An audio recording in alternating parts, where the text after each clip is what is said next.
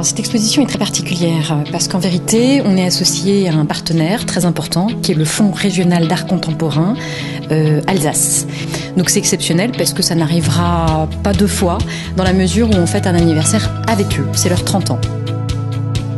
De quoi se compose cette exposition? Précisément de 3/4 de ce fonds d'art contemporain. Qu'est-ce qui reste? Le dernier quart, il s'agit d'artistes de Bigevillers, 2 précisément, et puis 3 autres qui sont venus dans l'exposition se rajouter de façon pour moi évidente. Il s'agit de textiles, pour rappeler encore l'origine et ancrer davantage ce patrimoine à Bigevillers, puisque c'est la spécificité de la ville depuis le XVIIe siècle. Et à qui s'adresse cette exposition? Je dirais qu'à tout le monde, certes, mais on a fait un gros effort pour attirer aussi le public jeune à travers un dispositif qui est celui du QR code, par exemple. Donc, vous savez, ce petit graphisme assez rigolo qui permet d'en savoir plus sur certains sujets. Pour ce qui est de l'art contemporain, je vous l'ai dit, c'est un anniversaire national tout à fait particulier. Il s'agit de 30 ans d'une institution qui a une mission publique très particulière, qui est la diffusion de l'art vivant. Donc il n'y avait pas de raison qu'à Bigevillers, on ne s'associe pas à cet anniversaire-là, tout en essayant de travailler sur notre objectif qui est le tissu, le textile. Voilà, donc on a essayé de faire un lien entre les deux. Mais l'objectif de Carole Benzaken, qui est une des plus grandes peintres, des plus grandes artistes peintres d'aujourd'hui, au fond nous ouvre là aussi son tableau.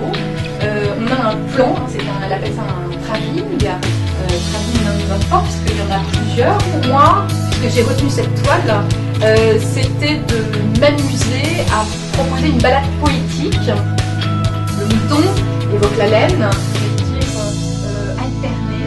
Ce n'est pas le premier projet qu'on monte avec un temps des arts, donc on avait déjà apprécié, je dirais, la qualité, l'exigence, la rigueur dans l'organisation du projet, et c'est une façon effectivement de penser à un public très large, très ouvert. Je pense que le public qui vient ici ne vient pas forcément au Frac à Célestat, donc c'est aussi une façon d'aller à sa rencontre. Alsace Tour, c'est un grand projet de diffusion d'œuvres de la collection dans toute l'Alsace, sur tout le territoire. C'est en fait un peu plus de 30 expositions dans des réseaux scolaires, bibliothèques, médiathèques, musées, associatifs. Donc en fait, plus de 30 projets qui à chaque fois sont des projets singuliers, montés avec des partenaires et qui permettent de faire dialoguer les œuvres, d'aller vers les publics et de faire dialoguer les œuvres dans des contextes où ils n'ont pas l'habitude d'aller. En fait, cette œuvre-là, je n'ai pas conçu exprès pour cette exposition, mais ça convenait absolument. Et en fait, j'ai fait des installations. C'est un des modules d'une grande installation que je présente ici. En fait, c'est un travail sur papier et dans l'idée globale du dessin. Et il y a des différents papiers et la gaze, en fait.